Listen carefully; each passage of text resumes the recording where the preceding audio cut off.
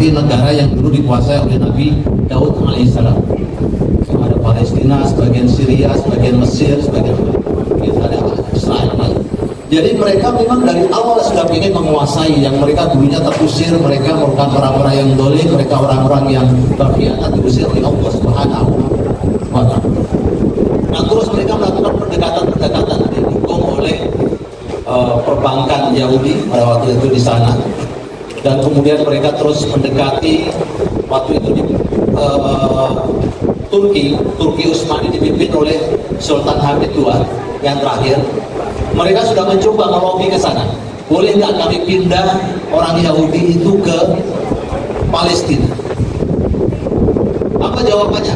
Dengan memberikan suap yang begitu luar biasa dahsyat, bermiliar-miliar diberikan suap kepada Sultan Hamid II tadi untuk agar orang Yahudi bisa tinggal di Palestina. Padahal waktu itu Sultan Hamid II sedang dalam kondisi kesulitan, ya, karena sedang mengalami perang, diserang oleh Inggris dan seterusnya. Tapi Masya Allah, jawaban dari Sultan Hamid II itu menolak dengan tegas adanya orang Yahudi yang akan tinggal di Palestina. Takbir.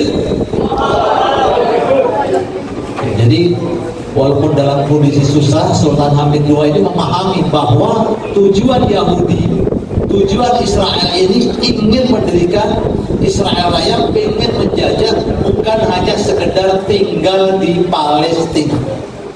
Walaupun mereka menipu, oh kami hanya tinggal saja, kami hanya ingin berdagang saja. Bohong, karena mereka sudah menyiapkan dokumen yang luar biasa untuk menguasai Palestina dan negara-negara yang ada di sekitar Palestina.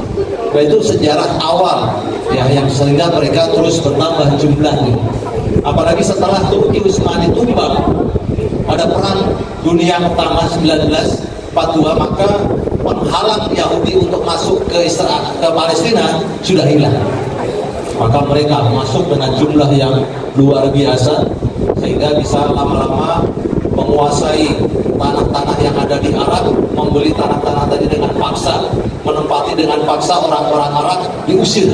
Padahal mereka punya rumahnya, tapi tiba-tiba ada orang Yahudi di situ dan diusir orang-orang Islam yang ada di sana. Puncaknya pada tahun 1947-48, sehingga mereka mendirikan negara Israel pada tahun 1948 tadi, dan mengusir orang-orang yang ada di Arab, sehingga terjadi perlawanan yang terus menerus sampai sekarang, yang mereka ingin mengusir orang-orang Yahudi ini. Secara singkatnya dulu, amin, mungkin bisa kita kembangkan.